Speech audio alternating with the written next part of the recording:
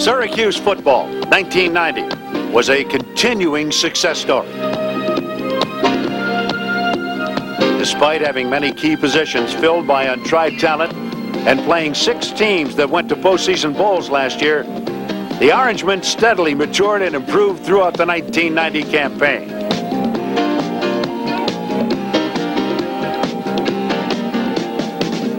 Several outstanding characteristics emerged during the season of challenges. An offense that could score quickly and often, a defense that could be both relentless and denied, and a team unity that strengthened through adversity.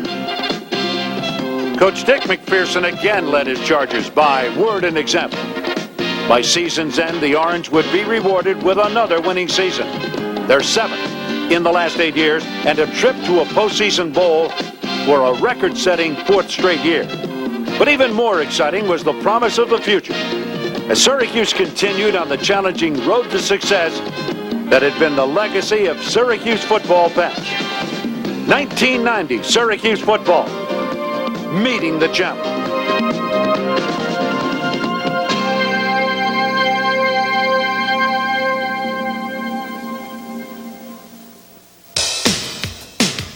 Certainly one sign of the resurgence of the Syracuse football program was an invitation to the kickoff classic at the Meadowlands to face Rose Bowl champion USC.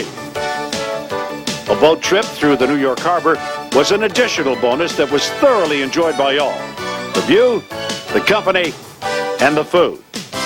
But the sight they really wanted to see was Giant Stadium. The 8th annual Kickoff Classic attracted over 57,000. While Southern California entered the game a favorite, the defensive outlook for the 90 season was brightened by the play of number 50, nose guard Kevin Mitchell, and inside linebacker Dan Conley, number 49, in their first game as starters. They combined for 13 tackles and 2 sacks. Offensively, freshman quarterback Marvin Graves, number 5, showed he was ready to take the reins of the Orange O. His 33-yard sprint set up the first of 3 field goals by John Biscup.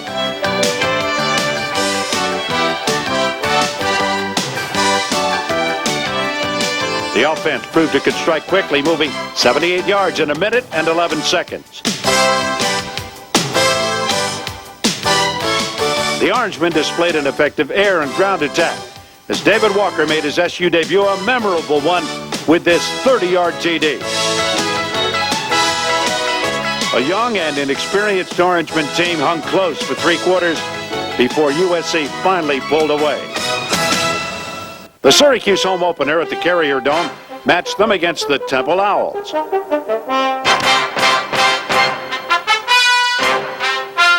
The Orange mounted an impressive first series drive.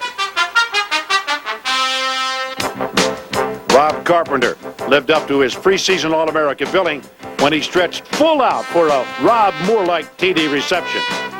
Syracuse fans knew they again had a big play receiver. Trailing in the 3rd quarter, Coach MacPherson exhorted the offense to take what the Owl defense would give. Graves hit Chris Gedney. And then Rob Carpenter. The 45-yard gain set up David Walker from the 1 and gave Syracuse a lead they would not relinquish.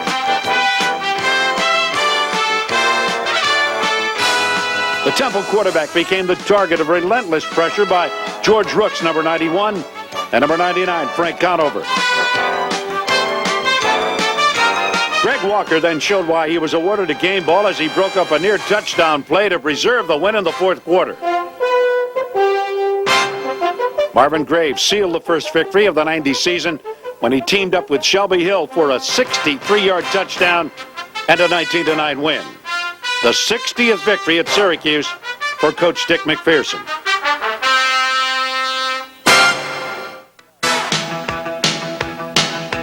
A sellout crowd gathered to witness the battle with Big Ten powerhouse Michigan State. The Orangemen quickly showed they were not in awe of the seasoned Spartans. Marvin Graves started out his 3rd straight 200-plus total yardage game when he found Shelby Hill to cancel an early MSU advantage.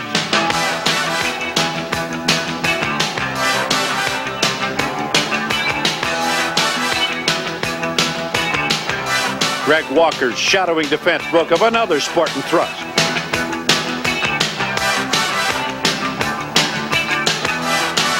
Kevin Mitchell and number 95 Garland Hawkins met at the quarterback.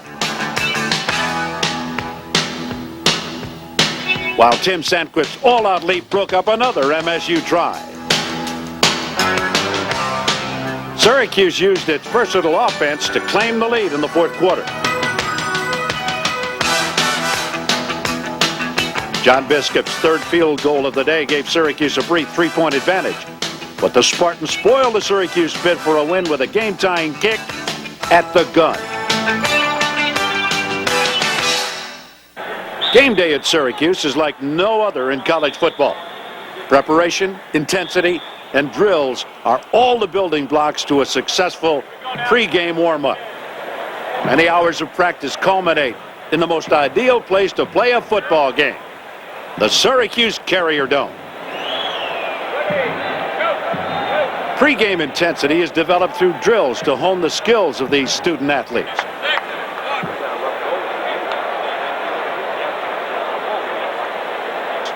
Coach Mack, in his decade at Syracuse, has put the program in the forefront of college football with capacity crowds the norm and enthusiasm to match.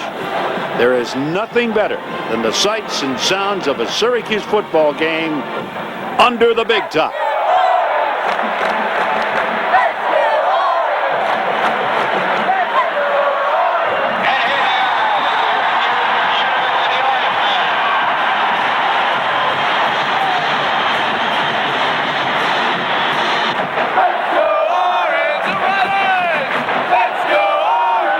Eastern arch rival Pittsburgh came to the Dome to meet the determined Orange.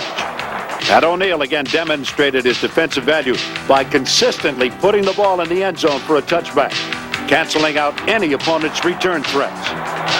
Marvin Graves, 4-yard keeper for the Orangemen's first score, aroused the capacity Dome crowd.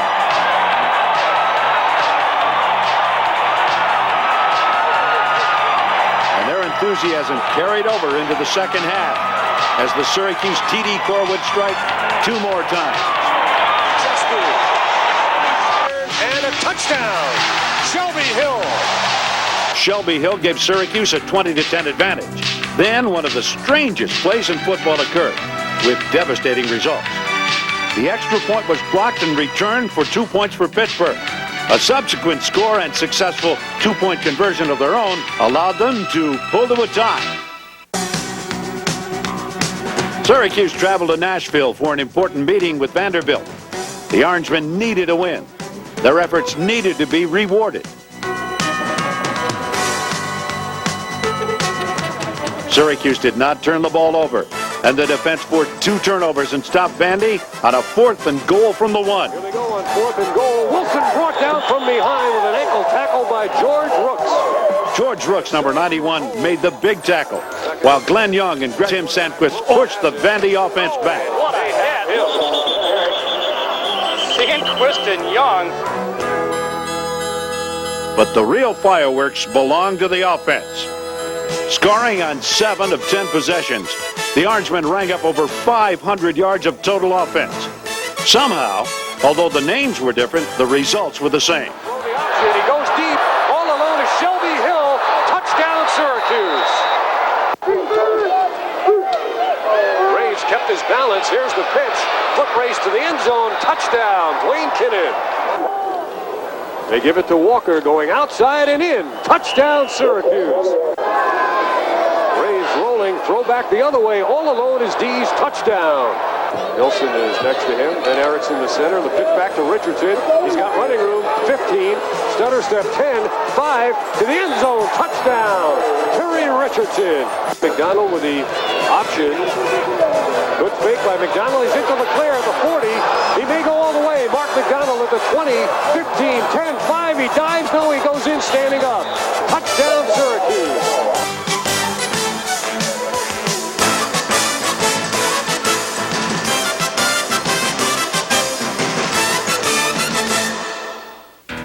The 49-14 pounding of Vanderbilt showcased the versatile Syracuse offense. The foundation of its success was the veteran offensive line, led by consensus All-American John Flannery, number 53. Recognized as the top center in college football, Flannery was a 4-year starter whose work ethic and positive attitude directly affected those around him. Left tackle Mike Bernard, left guard co-captain Gary McCummings, right guard Terrence Wisdom, and right tackle Turnell Sims were the pillars of strength beside Flannery that both opened the holes for Orange running backs and kept opposing defenses away from the quarterback in passing situations. Marvin Graves knew and appreciated their contribution to the potent Syracuse offense. Had guys up there that have been playing in big games since they were freshmen, and I think when I drop back to pass or running backs run the ball, I think you get a sense of comfort and you know the guys up front can do the job. The speed and quickness of wide receivers Rob Carpenter and Shelby Hill, plus the size and sure-handedness of tight ends Andrew Dees, Chris Gedney, and Kevin Barker complemented the rushing attack in a multifaceted Syracuse offense that was a threat to score every time they took the field during the 1990 season.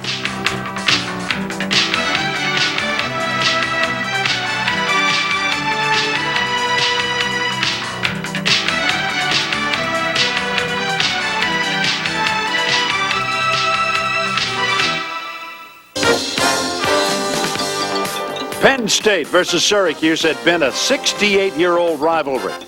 1990 marked the end of an era as they met for the final time. Pitting two of the nation's most successful programs of recent years, Penn State knew it was in for a battle against the swarming Syracuse defense. After spotting the Lions at TD due to an early turnover, Syracuse rallied to come back.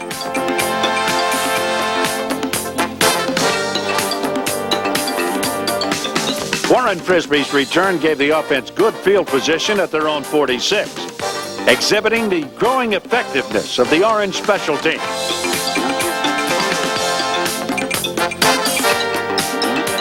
The offense responded. David Walker powered for 9.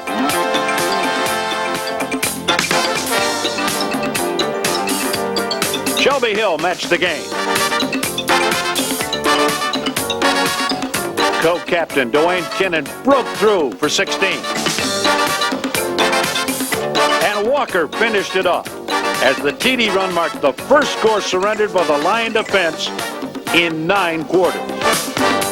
The defense, led by co-captain Rob Thompson, continued to play tough, yielding yardage only grudgingly. As the first half drew to a close, Syracuse pulled to within 3. Fights off one would-be tackler, and he hits Gedney down the middle. Chris Gedney covers up. A blitz. Syracuse picks it up. There is the quarterback throw by Graves. He's going all the way for a touchdown. Right down the middle, Marvin Graves.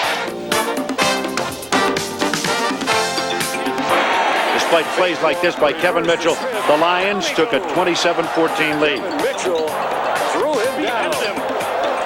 The catch of the day, and maybe the season, was made by Rob Carpenter. While not enough to win the war, this battle was won by the Orange. Faulkner had him covered pretty well. You can't fault that kid, but he just got out Carpenter. Disappointed but not disheartened, Syracuse was ready to make its way back to the victor's circle.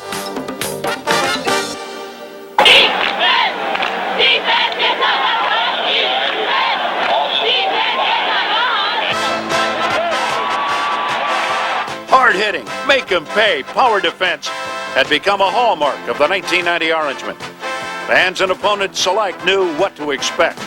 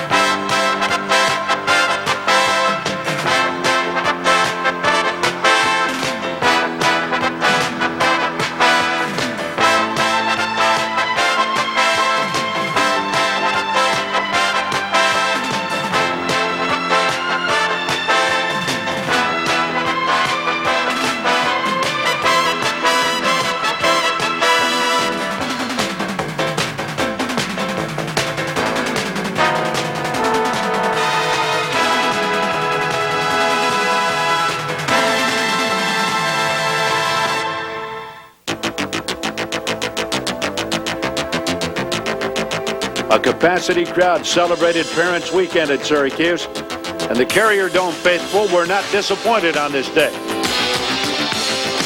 Rutgers fought poor field position and an inspired Syracuse defense all day. Able to cross midfield just once the entire game, the Knights could muster only 111 yards of total offense. For its effort, the entire Orangemen defense was awarded the game ball. While the defense basked in their accomplishments, the Syracuse offense also produced, despite missing starting quarterback Marvin Graves out with a shoulder injury. Freshman quarterback Doug Womack directed his way to the end zone.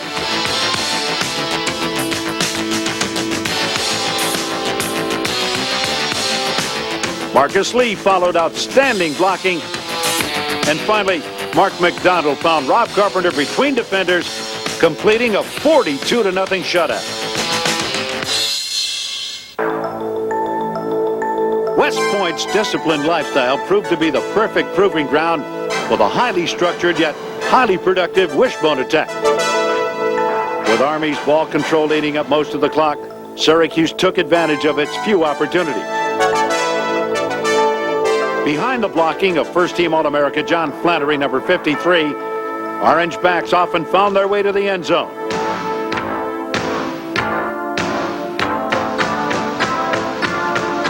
The defense met Army's assaults head-on, led by Dan Conley's 17 tackles and Brian LeBaron's 12. Tim Sandquist was not fooled. He was waiting at the corner. And it is a reverse. Not going very far, is it? Kevin, I stay at home Mitchell on the play, makes the stop. In the fourth quarter, Army was up by a point. Mark McDonald, enjoying a 17 for 22 day, moved the offense. David Walker put the Orange back in front.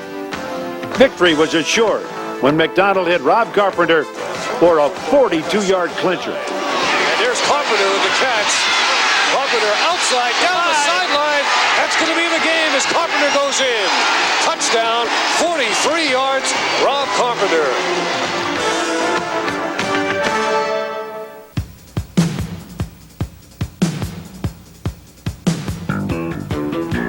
Grounding the Eagles, the Orange offense was bolstered by the return of Marvin Graves, who wasted little time in serving notice he was back.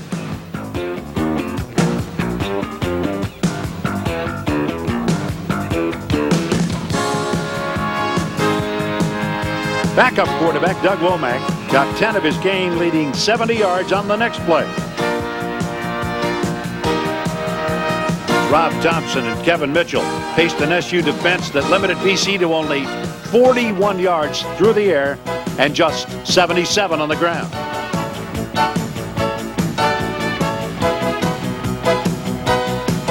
The big play was becoming a Syracuse trademark. Rob Carpenter, enjoying his second straight 100-yard receiving day, beat the defense again. Syracuse scored 14 points in the first 1 minute 13 seconds of the second half to put the finishing touches on a 35-6 rout of BC.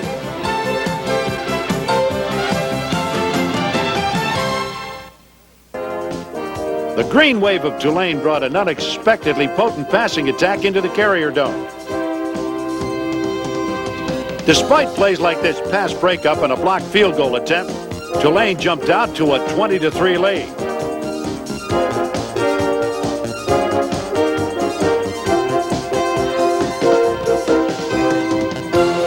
Graves' aerial closed the gap.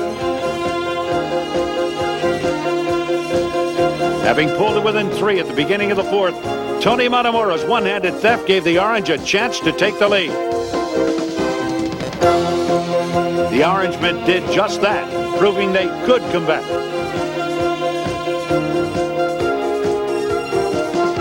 But Tulane scored in the last minute of play, escaping the Dome with a narrow 2-point win. A victory over West Virginia was vital to Orange Bowl hopes, and the Orange intended to meet the challenge. The Syracuse defense forced a season-high 7 turnovers. Gifts they would turn into points.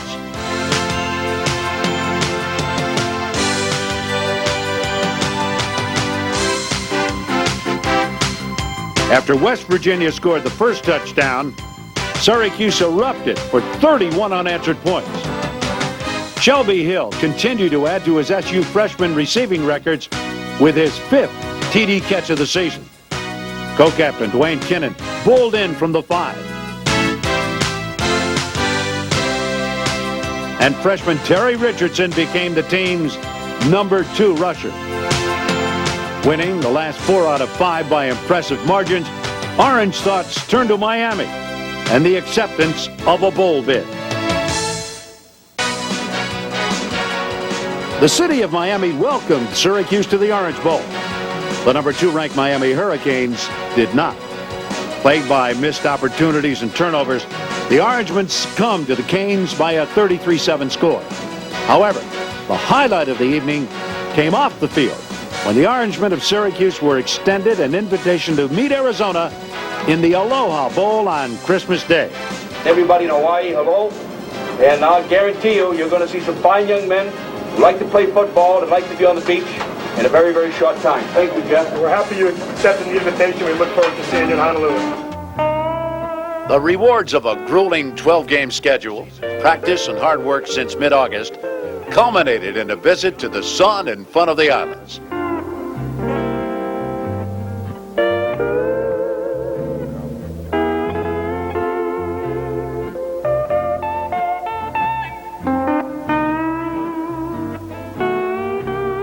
A coveted berth in the Eagle Aloha Bowl, and a week of festivities are the rewards for Syracuse's 4th straight winning season. The Orangemen arrived at Honolulu's International Airport proud of their tradition of success. Over the past 4 years, this squad had gained the winningest record of any team in the East and the 10th best in all of college football.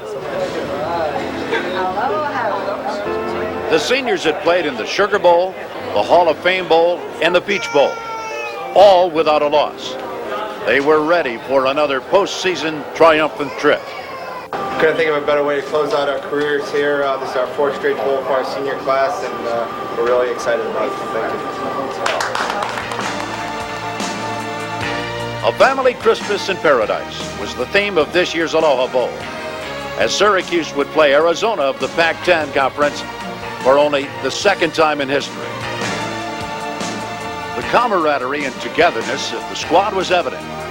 This journey of over 5,000 miles from upstate New York brought time for laughs, hugs, and diversions from the task of winning a football game. Friendly meetings with players from Arizona turned the team banquet into a rousing welcome for all involved in this bowl bonanza.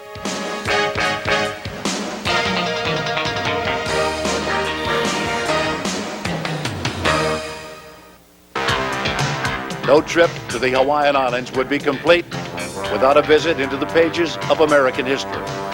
Syracuse players toured the United States Memorial at Pearl Harbor and saw firsthand what many college students only read about.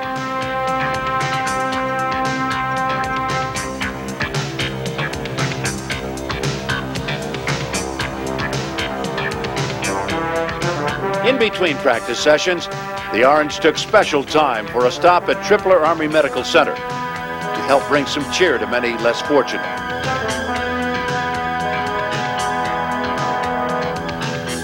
When the players departed, many residents had become, at least for this game, Syracuse fans. Holidays. You're welcome. Take care. Watch the game. As Santa wished the visitors well, there loomed a big game to be played. Not football, but softball. A contest of coaches and athletic department personnel that missed national television, but certainly wrote local headlines.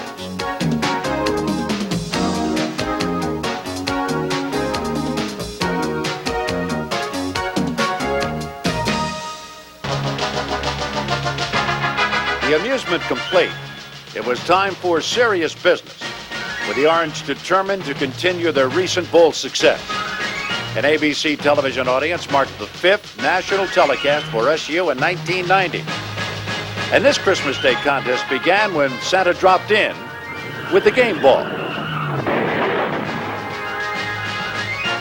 A victory today would make this Syracuse senior class only the 5th in school history to win 7 or more games 4 straight years.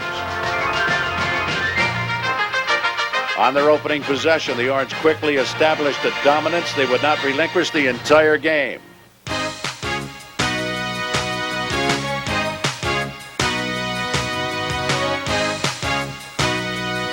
A balanced attack was the trademark of this squad in 1990, and the pass, coupled with the option run, allowed the Orange to average more than 364 yards per game. Sophomore tailback David Walker, number 33, led the team in rushing during the season and proved the workhorse of this initial drive. On a crucial 4th and 1, Walker blasted straight ahead to gain the first down. A second look shows the power surge of number 53, All-American John Flannery, and the senior-dominated offensive line. Mixing their plays well, the Orange struck inside Arizona's 15-yard line. Rob Carpenter, who finished 1990 one catch short of the school single-season record, continually proved a menace to the Wildcats secondary on this slick artificial surface.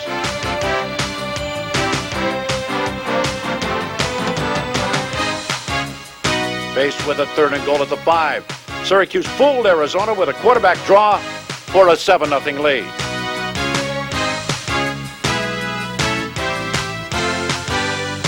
The first Orange freshman to become a regular starter at quarterback in more than 30 years. Marvin Graves had finished a 65-yard drive that burned 6.5 minutes off the clock.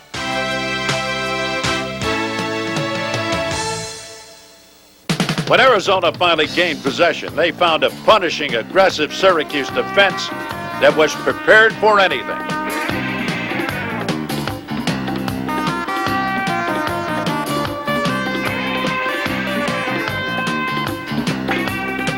In the entire first half, Arizona never crossed the Syracuse 30-yard line.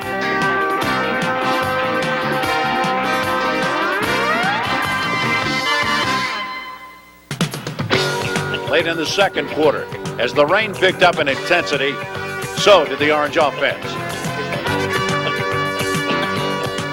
Leading 7-0, Syracuse initiated a drive at its own 25 with the first 7 yards belonging to freshman Terry Richardson. From there, Marvin Graves piloted the Orange to the end zone. That's Carpenter in motion. That's a first down, and Graves turns it upfield. That's a big play. Take a look.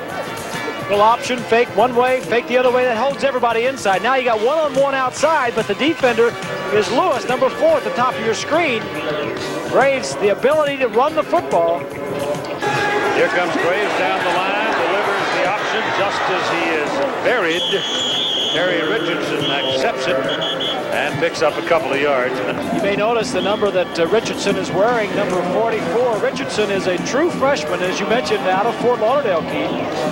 Not too many running backs have worn that number at Syracuse. They use that as a recruiting tool, and Richardson was a young man that had the qualities, both athletic and personal, to wear that number, and they expect big things from him in his career.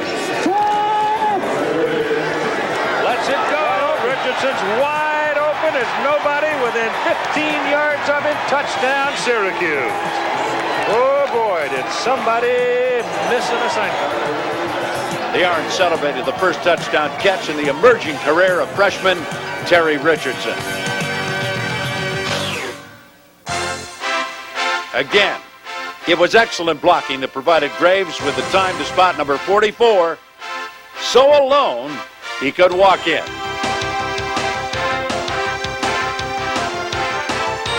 The first 2 periods had been all Syracuse.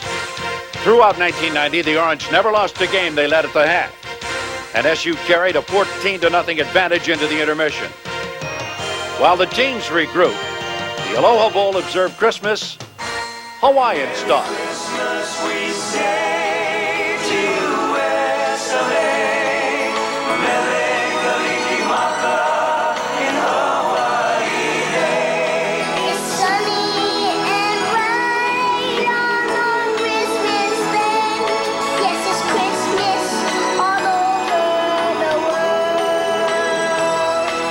Christmas all over the world. Merry Christmas, everybody! On this traditional day of opening gifts, the Syracuse defense stunned Arizona with presents wrapped in orange. As the second half unfolded, the Wildcats found no room to roam. Their blue jerseys seemed like inviting targets for the Syracuse attack force. On offense, the second leading percentage passing team in school history uncovered more soft spots in their opponent's secondary.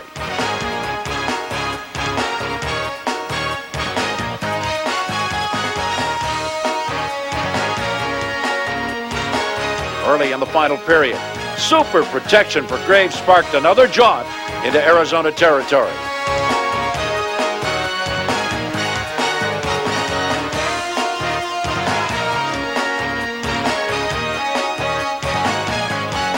Pass completions to Dwayne Kinnan.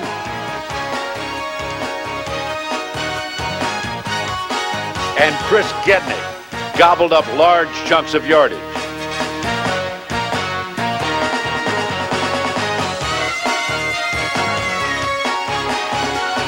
Trailing the play, Terry Richardson fell on the loose ball, then added 20 more yards to the Orange drive with a rumble down the left sideline.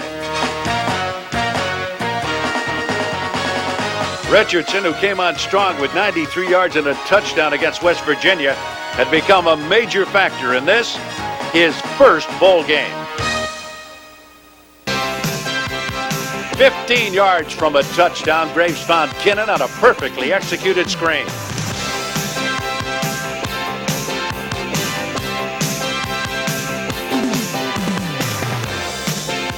One of 6 ECAC All-Stars on the team, Kinnan put the Orange in scoring range, thanks to a crushing block by John Flannery, number 53.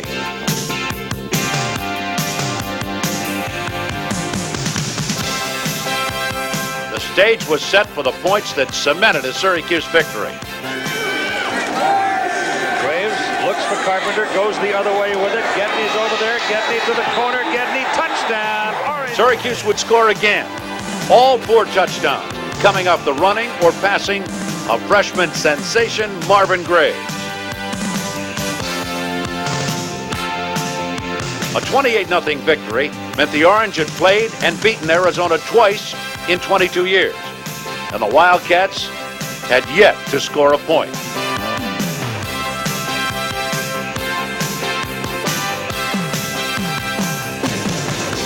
The press in attendance have elected Marvin Graves, the quarterback, as the most valuable player from the Syracuse Orangemen. You know, one of our goals was to make it to a bowl game, and, you know, we did that, and we came down here to have fun. Unfortunately, the rain slowed that up some, but, you know, we had fun, and we wanted to come out and get a win, and we did it. How sweet it is! Hey! The jubilant Syracuse locker room epitomized the fun and accomplishments of this trip. Aloha, love you, Mom. The Orange celebrated their 4th consecutive bowl game without a loss. Champions of the 1990 Aloha Bowl.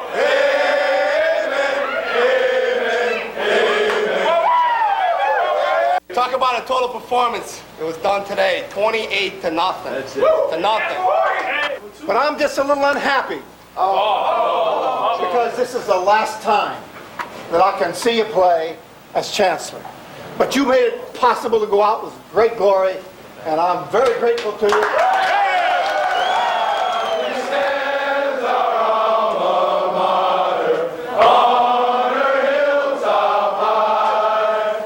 Flag we love, orange, glory, oh Syracuse o'er thee, Lord will be thy sons and daughters to thy memory.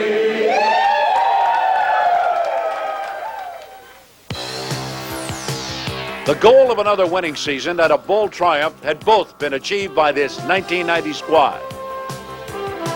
In 100 years of football at Syracuse University, no team has been to 4 straight bowl games. It's a real feeling of accomplishment, I think, for us. It's never been done before, and we take a lot of pride in the fact that we were able to get something like that done. My class and the other seniors have been able to accomplish a lot of feats that haven't been done before, and 4 bowls is one of the biggest. I think that we have been part of restoring Syracuse to the football power that it once was.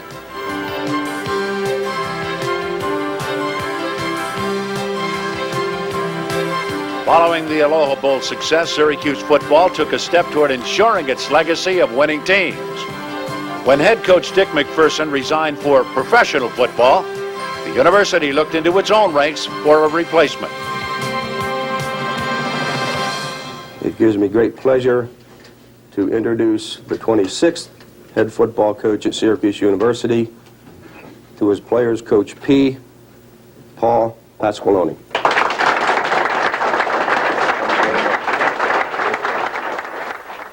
Over the past decade, the great tradition of Syracuse football has returned.